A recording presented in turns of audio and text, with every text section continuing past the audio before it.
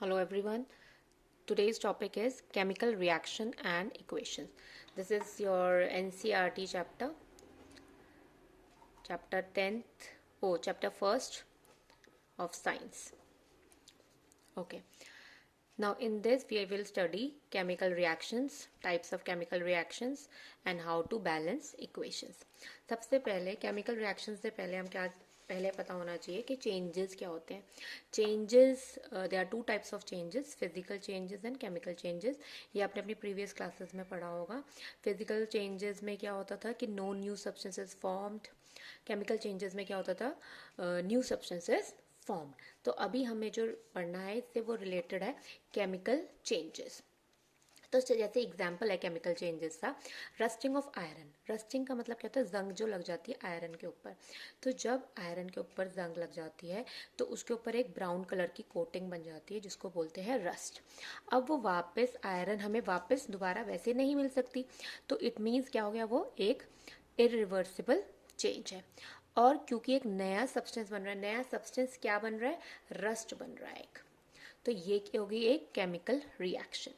ठीक है, ये केमिकल चेंज है और ये केमिकल रिएक्शन है. तो केमिकल रिएक्शन क्या होता है, chemical reaction it is a chemical change in which matter changes into a new substance. एक नया सब्सटेंस बन रहा है. ओके तो अभी हम सिर्फ केमिकल चेंज और केमिकल रिएक्शंस के बारे में, नया सब्सटेंस बन रहा है कौन कौन से होते हैं रिएक्शंस, वो हम डिस्कस करेंगे. तो पहला एग्जांपल जो आपके एनसीईआरटी में है वो है when we burn magnesium ribbon.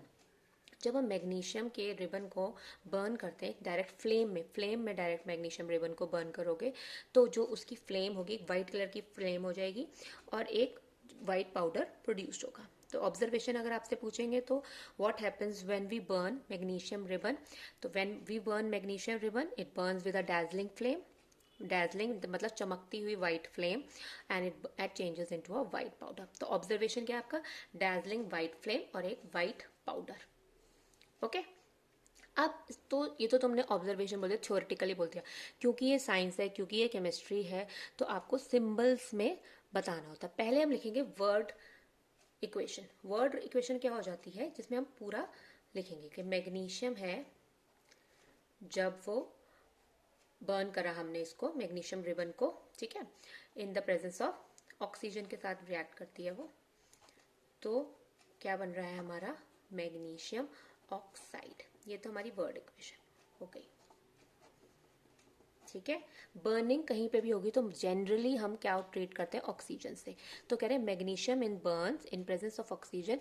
जो वो वाइट पाउडर बन रहा था वो जो था वो क्या है, मैग्नीशियम ऑक्साइड है. ओके ये जो है ये क्या हो गया है, वर्ड इक्वेशन है.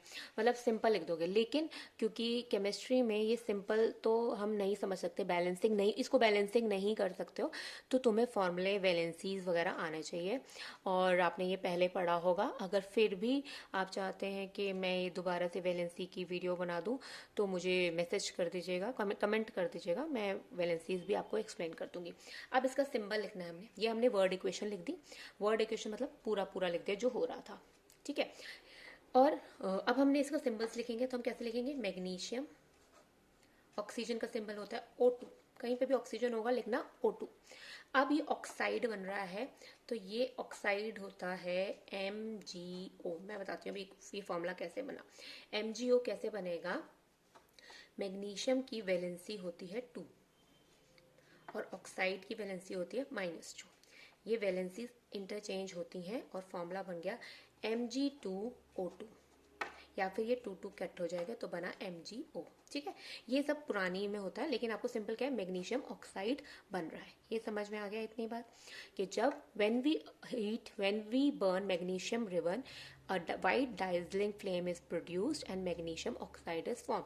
तो दो तरीके से हमने ये ऑब्जर्वेशन लिख दी है, एक वर्ड इक्वेशन में लिख दी है और दूसरी हमने सिंबल इक्वेशन में लिख दी है. ओके दूसरा एग्जाम्पल है आपकी बुक में जिंक का, कि हमने क्या लिया, जिंक के ग्रेन्यूल्स. ग्रेन्यूल्स मतलब छोटे छोटे पीसेस होते हैं जिंक के. ये क्या है ना जो मैंने ब्लू कलर का बना रखा है, ये है जिंक ग्रेन्यूल्स. इस जिंक ग्रेन्यूल्स को हमने कोनिकल फ्लास्क जो होता है कोन शेप का, कोनिकल फ्लास्क में डाला. उसके अंदर जो हमने, या तो हम एसिड डाल दो, कौन सा, HCl या फिर H2SO4, दोनों डाल सकते हैं. कि when we treat it with HCl या H2SO4 ड्रॉप बाय ड्रॉप। ये जो है ना, ये ग्लास रॉड है, ग्लास रॉड से डाल रहे हैं तो क्या रिएक्शन होगा। पहले वर्ड इक्वेशन लिखते हैं। पहले वर्ड इक्वेशन में क्या हो गया कि जब few zinc granules are treated with, तो समझ में आ रहा है कि जिंक लिखो, किससे ट्रीट कर रहे हैं, हाइड्रोक्लोरिक एसिड। वो इक्वेशन आपने लिख दी, ये हमने वर्ड इक्वेशन लिख रहे हैं। तो क्या बनेगा, देखो क्योंकि क्लोरिक है ना, क्लोरिक के साथ क्या बनता है, क्लोराइड, और सल्फ्यूरिक एसिड होता है तो क्या बनता है, सल्फेट। इतनी बात जनरली लर्न कर लो, मे बी तुम लोग को आता हो। तो क्लोरिक कहीं पे भी HCl होगा तो हमारा कुछ भी जो कंपाउंड होगा वो क्या बनाएगा, क्लोराइड, और अगर सल्फ्यूरिक एसिड होगा तो क्या बनाएगा, सल्फेट। ओके, तो जिंक क्योंकि कर रहा है रिएक्ट तो क्या बनेगा, जिंक क्लोराइड बना, और एक गैस बनी, कौन सी, हाइड्रोजन गैस बनी। जो यहाँ पे जो ये गैस बन रही है, ये कौन सी गैस बनी है हमारी, हाइड्रोजन गैस बनी है। समझ में आया।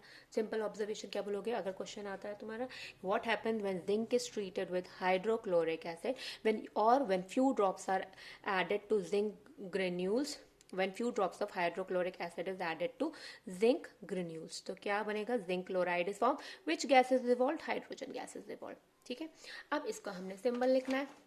सिंबल के अकॉर्डिंग हम कैसे लिखेंगे, जिंक होता है Zn, HCl का हाइड्रोक्लोरिक क्या होता है, HCl, बन रहा है जिंक क्लोराइड। मैं बता दूंगी अभी फिर से कैसे बनाइए, जिंक क्लोराइड, और गैस कौन सी बनी, H2।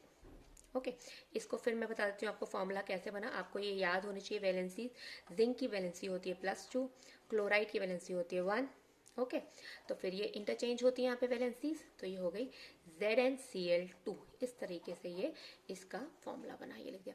अभी जो ये इक्वेशंस हैं हमारी, ये अभी बैलेंस नहीं है, वो अभी मैं आपको अभी अपनी नेक्स्ट वीडियो में एक्सप्लेन कर दूंगी, बैलेंसिंग इसके बाद। तो हम क्या देख रहे हैं, इसके अंदर ये केमिकल इक्वेशंस सारी बन रही हैं। जो चीज़ लेफ्ट हैंड साइड में, जैसे इसमें जिंक है, HCl है, इनको क्या बोलते हैं, रिएक्टेंट्स। क्या बोलते हैं, रिएक्टेंट्स। और जो इधर की साइड में है, जो हमारी राइट हैंड साइड में, वो क्या हो गए, प्रोडक्ट्स। तो इक्वेशन के लिए, केमिकल इक्वेशंस के लिए हमें दो चीज़ें चाहिए होती हैं, एक होते हैं रिएक्टेंट्स, और ये एरो, एरो का मतलब होता है डायरेक्शन शो कर रहे हैं कि किधर रिएक्शन हो रहा है, और प्रोडक्ट्स। ठीक है, तो जिसमें भी रिएक्टेंट होते हैं, अगर दो रिएक्टेंट और बीच में प्लस साइन लगा देते हैं हम, तो ये जो होता है हमारा इक्वेशंस है। तो सिंपल इक्वेशंस क्या हो गए हैं, ये केमिकल इक्वेशंस में रिएक्टेंट्स होने चाहिए, रिएक्टेंट चेंजेस इनटू प्रोडक्ट्स होता है हमारा ये। Okay, I hope this much is clear to you, इतना समझ में आया। इसका मैं अभी नेक्स्ट पार्ट आपको एक्सप्लेन करती हूँ, इसके आगे का सारे टाइप्स ऑफ रिएक्शन और balancing in my next video. I hope you like my video. If you like my video, you can subscribe it, and any queries, any questions, do comment me. Okay, thank you.